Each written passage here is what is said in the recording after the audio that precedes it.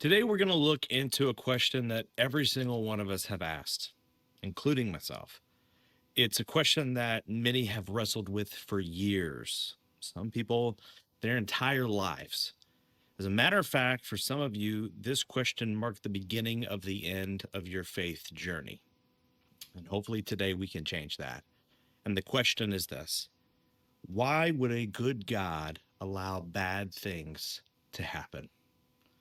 For many of us, this is a big hurdle. You cannot reconcile how a good God would let bad things happen, especially to good people.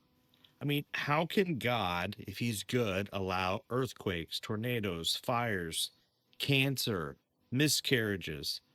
How could a good God allow so much evil in the world? And this is especially hard when bad things happen to innocent people, to good people, to people who didn't even deserve these things to happen to them.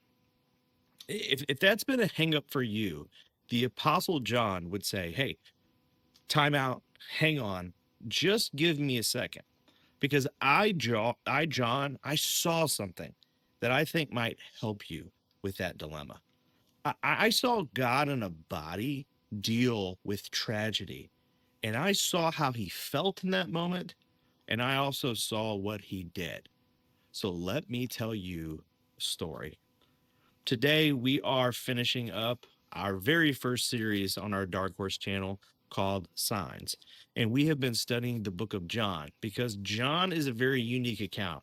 The Apostle John gets to write his account at the end of his life, and he gives us a lot of details that the other apostles give us, some that we don't have from the other apostles, but he gives it to us in such a way because he wants us to understand why he put his faith in Jesus. It's not because he just had faith, brother. It's because of what he saw. There was evidence, there were signs that made him want to believe. There were things that were put there that made him trust Jesus because of what he saw him do. So John would say, hey, I get it. I understand. You've got your doubts. So did I. But I've built this case for you so that you would arrive at the same conclusion as me, that Jesus is truly the final king. He is God in a body, and he is worth trusting. So when we catch up with Jesus, things are getting to their boiling point. And Jesus is about to perform his most impressive miracle yet, one that makes the water into wine look like a party trick. And John tells us in John chapter 11, verses 1 through 3, it says, now a man named Lazarus was sick. He was from Bethany, the village of Mary and her sister Martha. Then in verse 2, it says, this Mary, whose brother Lazarus now lay sick, was the same one who poured perfume on the Lord and wiped his feet with her hair. Then in verse 3, it says, so the sisters sent word to Jesus, Lord, the one you love is sick. Now, Lazarus, Mary, Martha, and Jesus were very close with each other. Imagine being so close to Jesus that people didn't even have to say your name.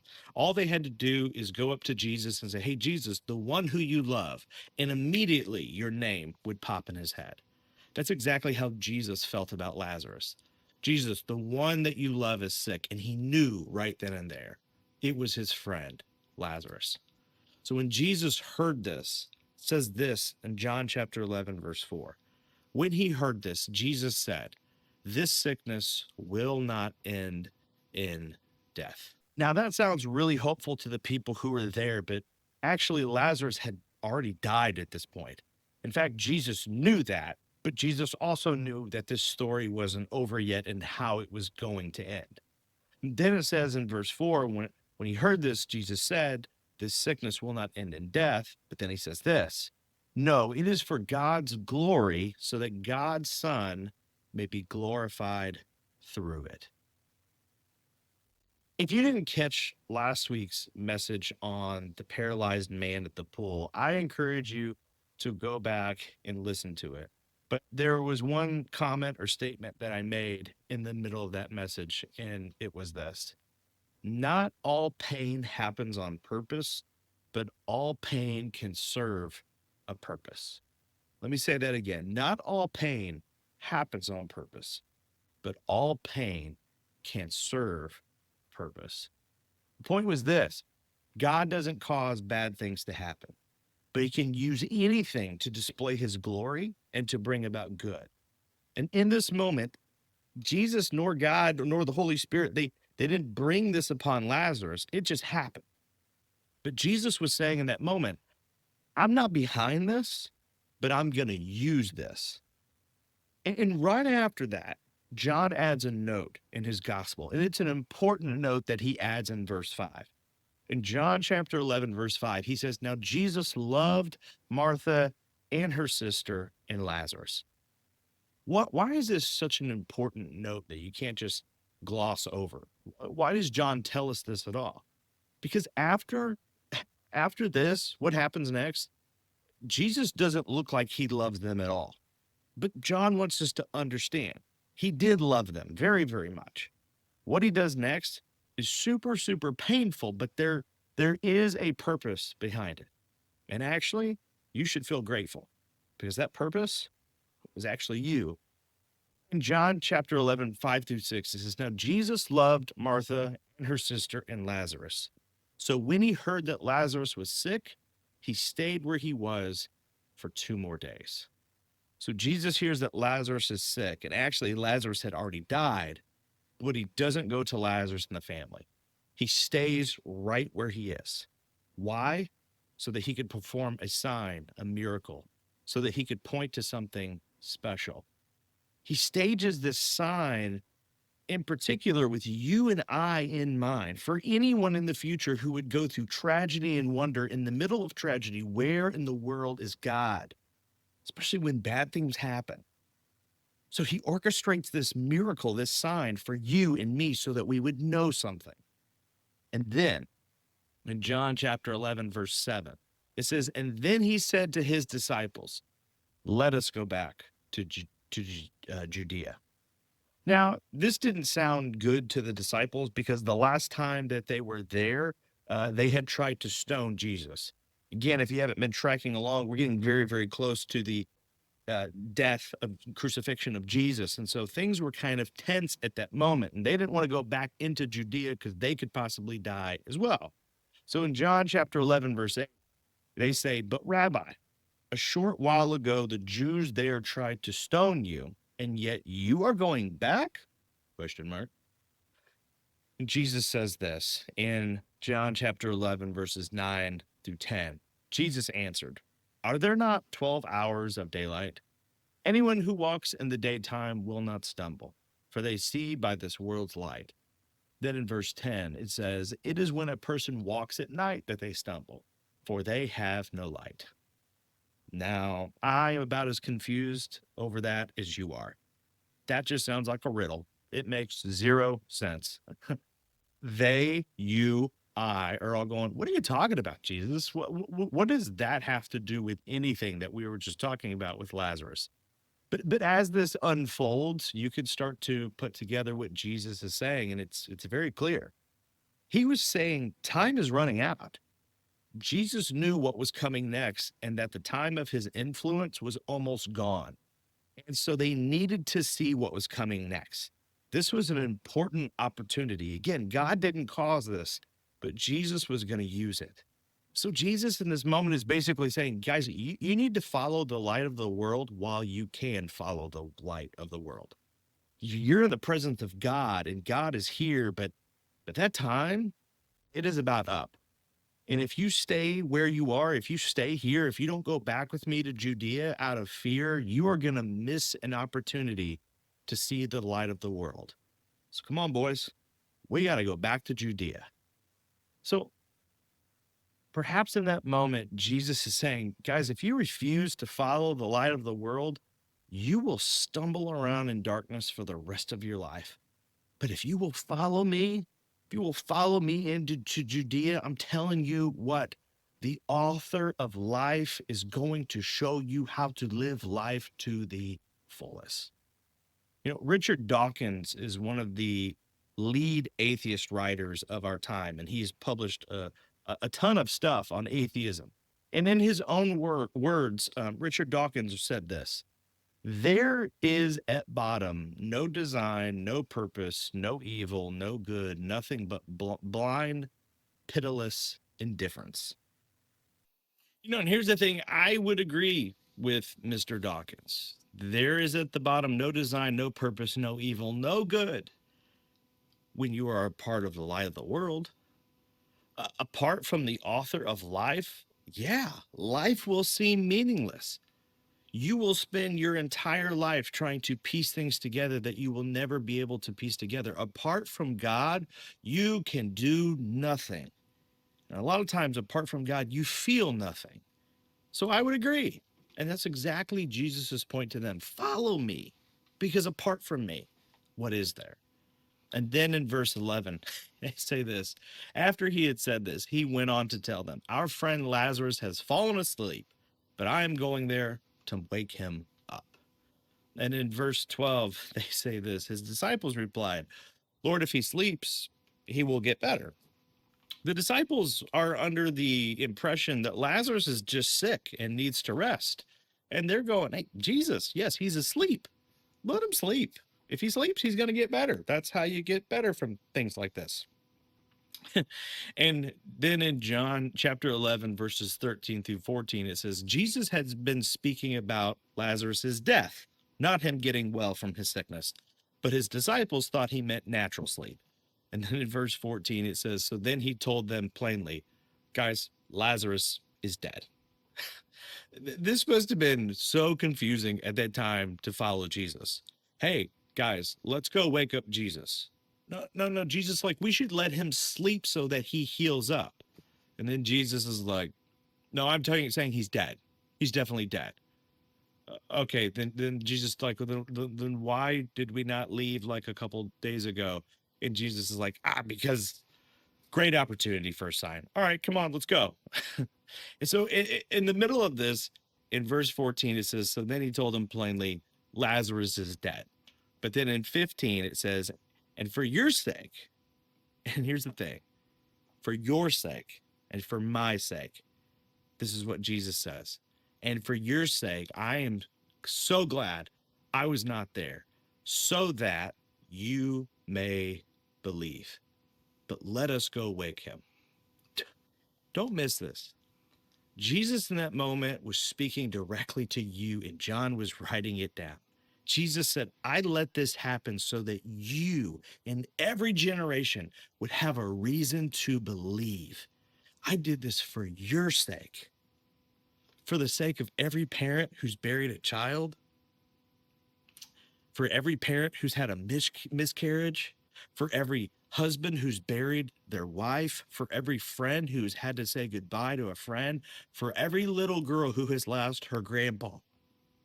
For their sake, I am glad that we waited, because I'm about to give them a sign of hope and peace and joy. Do not miss this. Jesus manufactured a sign for you, and he wanted his disciples there with him to be witnesses so that it would be written down, so that 2,000 years later, you would know that tragedy, that evil, that death does not have the last word. So then Thomas says in chapter 11, verse 16, then Thomas said to the rest of the disciples, let us also go that we may die with him. They're going to go back to Judea. There's a high probability of them being stoned to death. They are very confused. They thought Lazarus was sick. Turns out he's dead, but Jesus says, let's go wake him up. And so Thomas goes, Lazarus is dead. Jesus is going to die. What the heck? We might as well die too. Let's go. And so that's exactly what they do. So then back in Bethany, a large group of people are mourning the death of Lazarus. I mean, think about it. It's been days, so they've already had a funeral. They've already put the body in the tomb and they are done. And when they arrive, Jesus and his disciples come, and Martha actually runs out to Jesus. I'm sure a group of people told her, Jesus is coming, Jesus is coming. And so she runs out of her home. And in John chapter 11, verse 20 through 21, it says, when Martha heard that Jesus was coming, she went out to meet him, but Mary stayed at home. In verse 21, it says, Lord, Martha said to Jesus, if you had been here, my brother would not have died. This is so refreshing because John's gospel just gave you and I permission. People who were close to Jesus said exactly how we feel about Jesus. Jesus, this is your fault.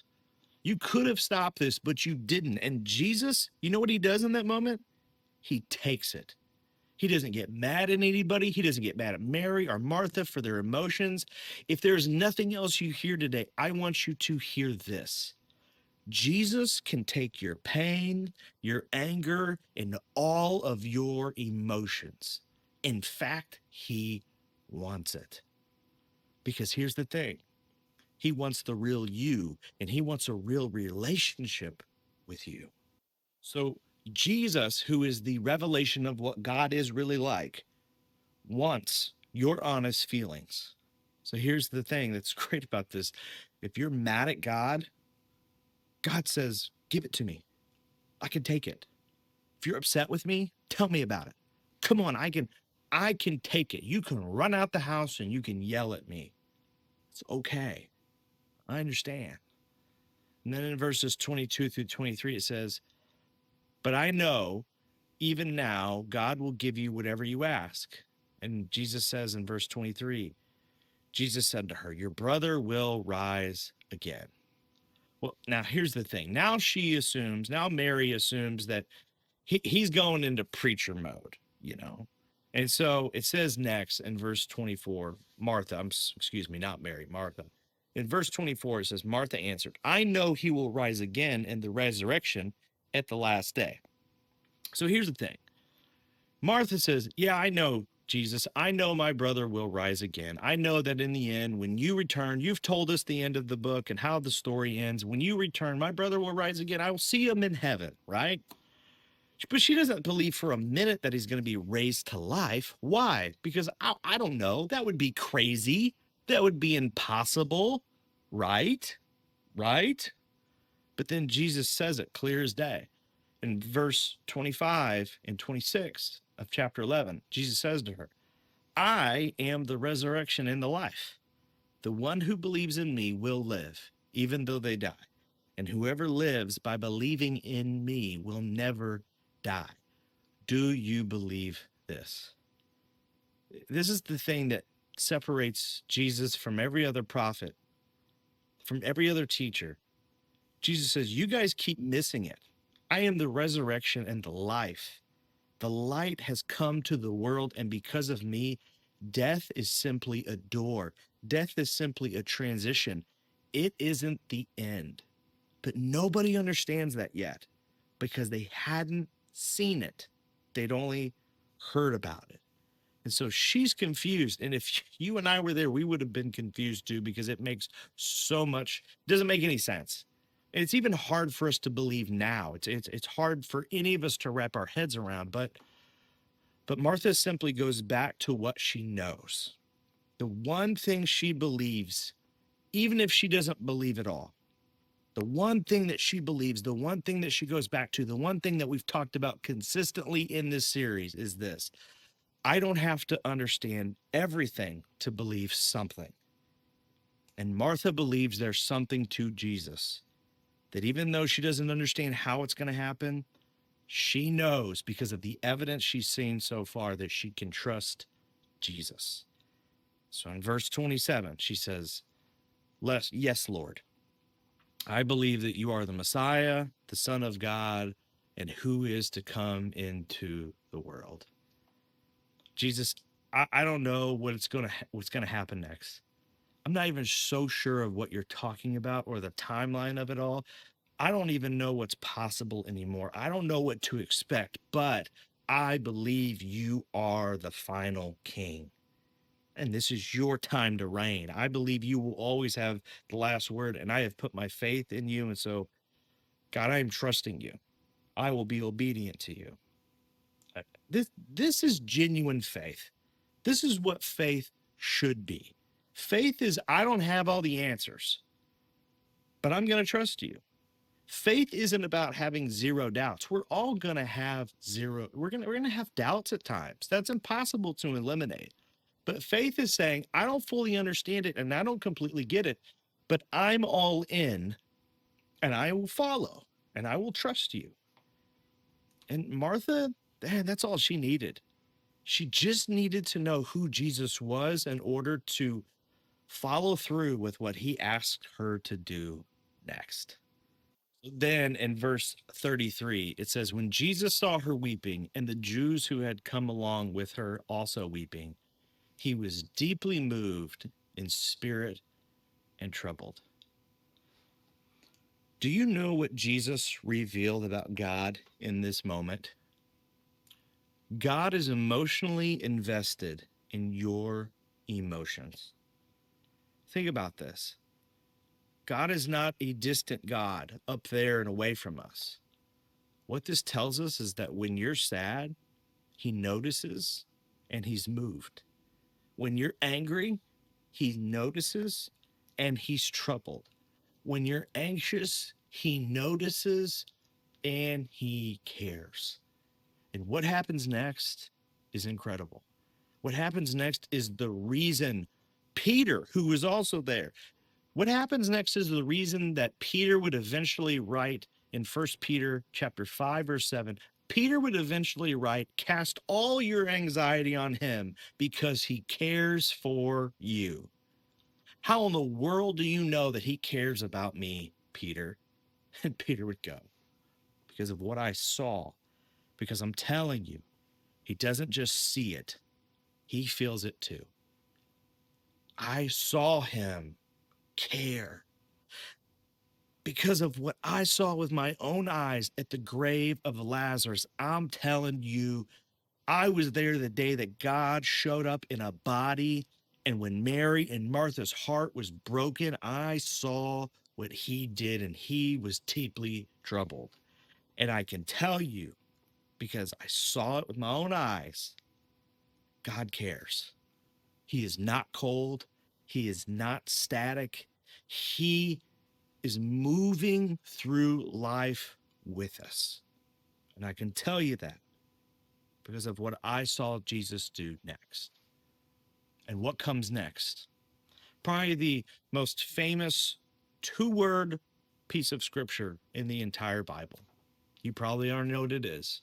Do you know what it is? In John chapter 11, verse 35, Jesus wept. Can you believe that? Jesus was so deeply troubled and moved that he wept. He physically had tears, and people saw it. And when they saw it, it said in verse 36, and the Jews said, see, he loved him. Here's the thing. If you have any doubts of what God is doing when your heart is broken, I want to promise you that his heart is breaking with you. I want to promise you that when you weep in private, God is weeping with you. I want you to know that when you mourn and when you grieve, God is with you. Then it says in verse 37, but some of them said, could not he who opened the eyes of the blind man have kept this man from dying? Here's the thing. There were still people in the crowd who said, man, this is all really moving and touching, but you could have stopped this from happening. And you didn't. And it would have been really great if you could. Here's the thing. It turns out how he could have, but he didn't. And here's the thing. I'm convinced that he didn't because of you, because of me. Because in this moment, he condenses life to the span of a simple afternoon. Pain, disappointment, anger, faith, the tears of God, and then finally the resolution. What a perfect scene that encompasses all of life. Your entire life experience condensed to a few hours so that we could learn a lesson and live in hope. How beautiful, right? And then in verses 38 through 39 of chapter 11, it says, Jesus, once more deeply moved, came to the tomb. It was a cave with a stone laid across the entrance. And Jesus says, take away the stone. And then Martha shouts out, but Lord, the sister of the dead man, Martha, by this time there will be a bad odor, for he has been there for 4 days. Now, think about this in the moment. Jesus comes up, he's deeply moved, and he says, roll away the stone. And Martha jumps in front of him and says, no, don't do that. I mean, to you and I reading this sounds so beautiful because we know what Jesus is about to do, but actually, this was very offensive. When what Jesus was asking them to do, open up the tomb, this was disrespectful. You don't open up a grave and bring out a body. I mean, by this time, it would have smelled, it would have reeked, it would have started to decay. It would not have been a appropriate scene. And Martha's going, "What are you doing? You can't do that, Jesus." And then in verse 40, Jesus says, did I not tell you that if you believe, you will see the glory of God? I want to take a time to just say time out and say this. Sometimes to see the glory of God, it requires you to do something unfair, impractical, and insane. And in this moment, it was all three. But maybe this is a great reminder to us for us to open our eyes to the possibilities of what God could do. Sometimes the things that God asks us to do, they're crazy, they're impractical, they're insane. But if you have just enough faith to listen, that is when God does some of the most glorious things. Then in verse 41 of chapter 11, it says, so they listened, they took away the stone. And then Jesus looked up and said, now, time out again. Sorry. Jesus is about to pray. But before I read it to you, in this prayer, Jesus says basically, God, you and I, we know what's about to happen, but I'm going to say this out loud because I want them to write it down. And it's something I want them to remember for future generations. I want them to hear me say it so that they know just how connected we are. Okay, now I'll read the prayer to you. Jesus prays this prayer out loud for everyone to hear. Father, I thank you that you have heard me. I knew that you always hear me, but I said this for the benefit of the people standing here, that they may believe that you sent me. Translation, I'm doing this so that it can be forever remembered as a sign. And again, what has John said from the beginning of the series? So that what? So that you may have enough evidence to believe, so that you know that this isn't just made up. The evidence is right there. And then in verse 43 of John chapter 11, it says, when he had said this, Jesus called out in a loud voice, Lazarus, come out. And in verse 44, it says, the dead man came out, his hands and feet wrapped with strips of linen and a cloth around his face. And Jesus said to them, take off the grave clothes and let him go. And in verse 45, therefore, many of the Jews who had come to visit Mary and had seen what Jesus did believed in him. I bet they did. I mean, who wouldn't after seeing that? Because that was John's formula. Saw equaled believed. If John were here, he would say, I am not asking you to just have faith. If you saw what I saw, you would believe too. But I have written this all down so that you may believe, so that you will have enough evidence that you can know that you can trust the words and teachings of Jesus.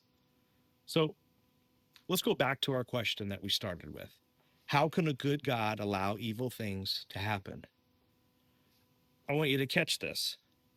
And this is so very important. When we ask this question, we are looking at the evil in the world. But rarely do we consider that not only is there evil in the world, but there is also evil in us. And the mission of God was not to eliminate evil in the world, because if God's mission was to eliminate evil in the world, he would have had to eliminate me and you. Because along with that evil in nature, there is an evil in you and me. We are all sinners. But instead, he did something better for your sake and for my sake. God so loved us that he went to work on not eliminating us, but transforming us and comforting us and walking through our emotions with us. Instead, he decided to step into an evil world and began to work everything out for good and to renew it for purposes, to bring about love and maturity and endurance and joy, even in the midst of pain, back into the world. Here's the thing. I've seen it. You've seen it. Trust me, following Jesus hasn't kept me or blessed me away from any tragedies. I've gone through tragedies and I've had to navigate it, but he walks through it with me. This is the beauty of God. And I think John would say, look, God not only exists in the midst of a world that has evil and suffering, but he chose to engage with it. God didn't eliminate the evil. He placed it on Jesus so that we would not perish, but that we would have eternal life. And in this moment, Jesus manufactured this sign for you and I so that we would know that God weeps with us. God can't eliminate evil because if he did, he would have to eliminate everything. But he has stepped into our evil world and bore the burden of our sin so that we can be saved. He loves us that much, and he's with you in the middle of what you are going through. What kind of person would do that? What kind of person would bore our sin? A loving king, a righteous king. And that's who he is. So worship him and be thankful and follow him and trust him with your life. And I am telling you that you will be better for it. Whatever you're going through right now, if you're looking up and wondering where in the world is God, he's there with you. And no, it doesn't always feel like it, but he manufactured this sign so that you would know he is always with you. And with him and through him, death, tragedy, pain, mistakes, none of it is the end of you. None of it is the end of the people you love. Here's the beautiful thing of Jesus.